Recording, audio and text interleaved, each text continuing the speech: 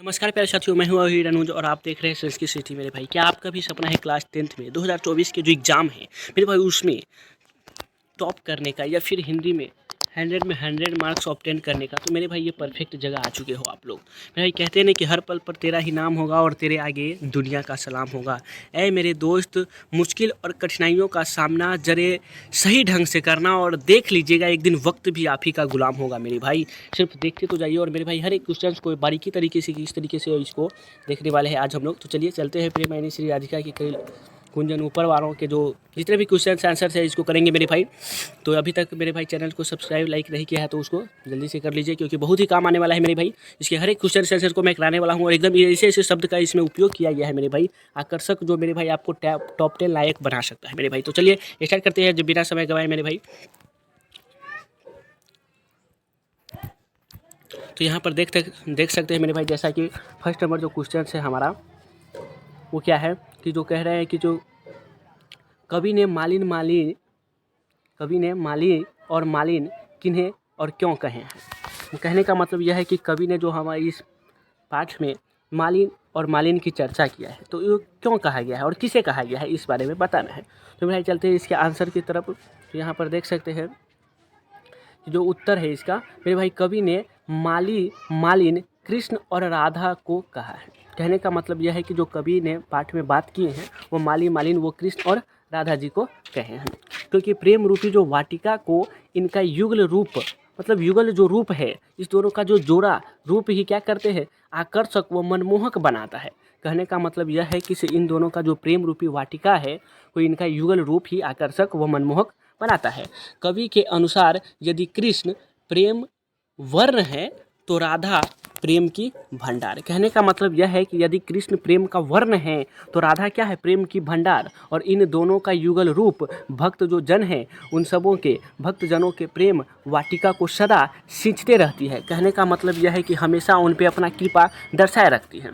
तो मेरे भाई ये इस क्वेश्चन, अब चलते हैं अगला जो नेक्स्ट क्वेश्चन है उस तरफ। और देखिए यहाँ पर जो क्वेश्चन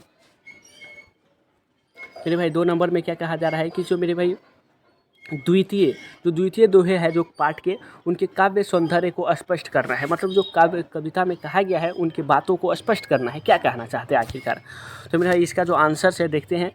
कवि कहते हैं कि कवि रसखान का द्वितीय दोहा सवैया छंद में है। कहने का मतलब एक छंद होता है भाई जो दोहा सवैया छंद में है, जो अत्यंत आकर्षक व मनोहर है और ब्रज भाषा का सरल व सहज मिठास ने तो इसे कर्ण प्रिय बना दिया है। कहने का मतलब यह है कि मेरे भाई जो कवि रसखान जी है वो अपने द्वितीय दोहा जो सवैया छंद से लिया गया है, सवैया छंद में है, और जो अत्यंत ही आकर्षक व मनोहर है और ब्रज भाषा का सरल और मेरे भाई वह सहज मिठास ने इसे कर्ण प्रिय बना दिया है और सुनने में एकदम अति सुंदर लगता है। इस मतलब ऐसे ब्रज भाषा सरल जो भाषा है उसको उपयोग कर इन्होंने कर्णप्रिय बना दिया है दर्शकों का। और अब आगे चलते हैं। जो आगे कहता है कि इसे रूपक और अनुप्रास अलंकार के प्रयोग से इस दोहे की सुंदरता देखते ही बनती है। जो अनुप्रास और अलंकार के प्रयोग जो इन्होंने किए हैं उनसे और इसकी सुंदरता बढ़ जाती है। और इस दोहे का भाव भी जिसमें कृष्ण और ब्रज पर कवि का सर्वस्व त्याग वर्णित है और काव्य सौंदर्य को बल प्रदान करता है। कहने का मतलब यह है कि जो इस दोहे में भाव है कृष्ण जी का और ब्रज पर, जो कवि का सर्वस्व त्याग वर्णित है, जो कवि हर चीज़ इन्हीं कृष्ण पर और ब्रज पे जो ब्रज है और इन सब पर अपना जो सर्वस्व त्याग करना चाहते हैं। और यह जो दृश्य है यह और भी आकर्षक बना देता है, उसको और भी सुंदर जो बल प्रदान कर देता है मनमोहक के। तो मेरे भाई दूसरा नंबर, अब चलते हैं नेक्स्ट क्वेश्चन की तरफ। कहते हैं कि इसे कृष्ण को चोर क्यों कहा गया है और कवि का अभिप्राय स्पष्ट करना है। कहने का मतलब है कृष्ण जी को चोर क्यों कहें, आखिरकार चोर क्यों कहा गया है, इनके जो अभिप्राय है, कहने का अर्थ है, उसको स्पष्ट करना है।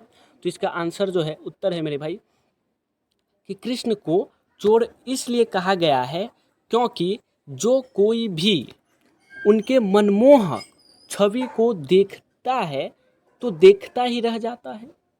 कहने का मतलब जो भी इनके छवि को देखते हैं, इनके जो लीला है इसको देखते हैं तो देखते ही रह जाता है और उसके नेत्र भी अपने नहीं रह जाते और मन भी अपना नहीं रह जाता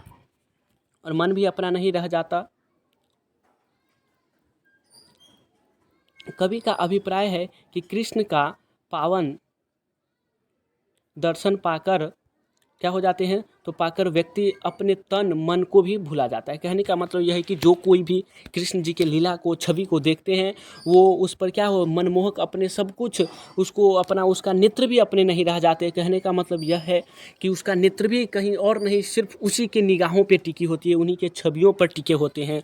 उनकी ऐसी लीला है मेरे भाई। तो उसके जो पावन दर्शन है, व्यक्ति उसे पाकर क्या कर देते हैं, अपने तन मन को भी भूल जाते हैं कि हमारे पास कोई ऑर्गेन्स भी है मेरे भाई। तो अगला जो नेक्स्ट क्वेश्चन है हमारा, वो 4th नंबर क्या है मेरे भाई, कहते हैं कि जो सवैया में कवि की कैसी आकांक्षा होता है मेरे भाई, यहाँ आकांक्षा प्रकट होती है, भावार्थ बतलाते हुए स्पष्ट करना है इसको। कहते हैं कि इसे सवैया में कृष्ण और उनके ब्रज पर जीवन सर्वस्व न्योछावर कर देने की आकांक्षा प्रकट करते कवि प्रकट होती है। कवि कृष्ण के लकुटी और कमरिया पर तीनों लोकों के सुख का त्याग कर देना चाहते हैं, और कृष्ण की गाय चराने की लीला, यहाँ पर चराने होता है मेरे भाई, चराने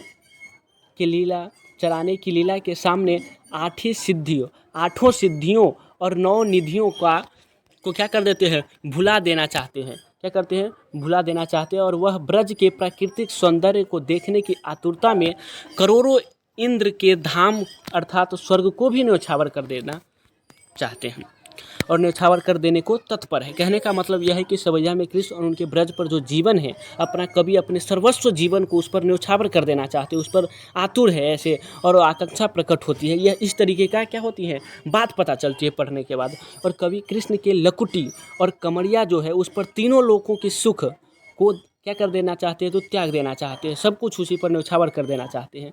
और कृष्ण की जो गाय चराने की लीला है, उसके सामने 8 सिद्धियों और 9 निधियों को भी भुला देना चाहते हैं। वह ब्रज के प्राकृतिक सौंदर्य को देखने की आतुरता में करोड़ों इंद्रियों के धाम अर्थात स्वर्ग को भी वो उन्होंने क्या है, तत्पर कर दिए हैं न्योछावर कर देने की। तो मेरा नेक्स्ट जो क्वेश्चन है, प्रश्न नंबर 5, मेरे व्याख्या करना है। कह रहे हैं कि जो मन पावन चितचोर पलक ओट नहीं कर सकूं। कहते हैं कि जो मन पावन है वो चितचोर पलक ओट नहीं कर सकें। तो इसका जो उत्तर है मेरे भाई, यहाँ पर देख रहे हैं आप कि जो प्रस्तुत पंक्ति है वो रसखान रचित प्रेम ऐनी श्री राधिका के करील प्रेम ऐनी श्री राधिका शीर्षक कविता से संकलित है, यानी कि उद्धत है, उसे लिया गया है। और यहाँ कृष्ण के मनमोहक रूप पर कवि मन की जो आसक्ति है वो प्रकट हुई है। कहने का मतलब है कि जो प्रस्तुत पंक्ति है, यह प्रेम यानी श्री राधिका शीर्षक से अवतरित है, उद्धत है, और उसे लिया गया है। और कवि जो मन है, कवि का जो मन है, कवि मन ने मन को पवित्र करने वाले श्री कृष्ण को चितचोर कहा है। मतलब जो मन को पवित्र कर देते हैं उनको क्या बोले हैं, तो चितचोर बोले हैं श्री कृष्ण जी को। क्योंकि जब से उसने कृष्ण जी को देखा है तब से उसके नेत्र और मन उसके नहीं रहे। कहने का मतलब जब से उन्होंने श्री कृष्ण जी को देखे हैं तब से उनका नेत्र और मन अपना नहीं रहा, और कृष्ण के रूप पर इतना आसक्त है कि प्रयत्न करने पर भी अपने नेत्र को नहीं हटा पाता है। कहने का मतलब जो लाख बावजूद कोशिश करने के बावजूद भी वो क्या करते हैं, अपने नेत्र को वहाँ से उसके श्री कृष्ण जी के से नहीं हटा पाते हैं। और यह जो कृष्ण के प्रति कवि के असीम प्रेम को प्रकट करता है। मतलब जो यह दृश्य है जो पाठ में बताया गया है, और यहाँ जो क्या है, तो कवि के मतलब जो अथी है असीम प्रेम को प्रकट करता है। कृष्ण के प्रति कवि के जो असीम प्रेम को प्रकट करते हैं। और जो अगला क्वेश्चन है मेरे भाई, उसका यहाँ पर रसखान कब इन आखिन 100 ब्रज के बनबाग तड़ाग निहारी। मतलब कब से जो रसखान है इन आँखों से क्या है, तो ब्रज भाषा, ब्रज के जो है मेरे भाई उनको निहारे।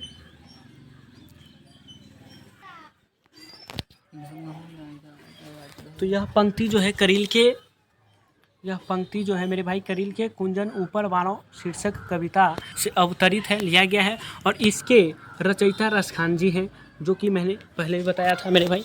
और यहाँ पर कह रहे हैं कि जो ब्रज के बाग बगीचे तालाब आदि अत्यंत सुंदर मनमोहक और कृष्ण के लीला स्थल रहे हैं। जो ब्रज के बाग है बगीचा है और तालाब है, ये जो आदि अत्यंत सुंदर व मनमोहक और कृष्ण के लीला स्थल रहे हैं।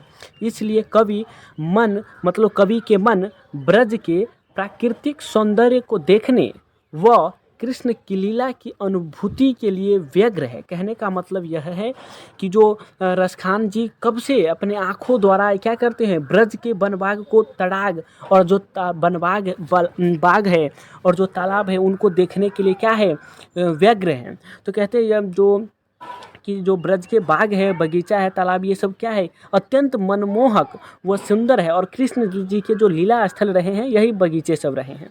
और इसलिए कवि का जो मन है वो ब्रज के प्राकृतिक सौंदर्य, उसके जो सुषमा है, प्राकृतिक सुषमा को देखने व कृष्ण की लीला जो भी है उनकी अनुभूति के लिए, उसको फीलिंग करने के लिए, उसको देखने के लिए क्या है, व्यग्र है। तो आई होप यू गाइज कि मेरे भाई जो जितने भी क्वेश्चन आंसर आज मैंने कराया वो सभी आपको पसंद आया होगा और इसे नोट कर ले मेरे भाई। और यहाँ पर जो भी देख रहे हैं, जो ग्रीन कलर से मैंने ये सब को जो कलर किया है मेरे भाई, यहाँ पर जो अट्रैक्टिव शब्द है इन सब को लिखने का प्रयत्न करिएगा, क्योंकि इस समय ये इसी सब जो आपको टॉप 10 लायक बना सकता है मेरे भाई, ऐसे वर्ड्स को मैंने ग्रीन से कलर किया है। वीडियोज़ को लाइक और चैनल को सब्सक्राइब कर दो मेरे भाई। इस तरह के अमेजिंग और सबसे धमाकेदार वीडियो जो देखने के लिए मेरे भाई चैनल को मेरे भाई सब्सक्राइब कर लो और बेल आइकन को दबाना मत भूलिएगा मेरे भाई। चलिए नमस्कार मेरे भाई, मिलते हैं फिर अगले वीडियोज़ में, तब तक के लिए बहुत बहुत धन्यवाद।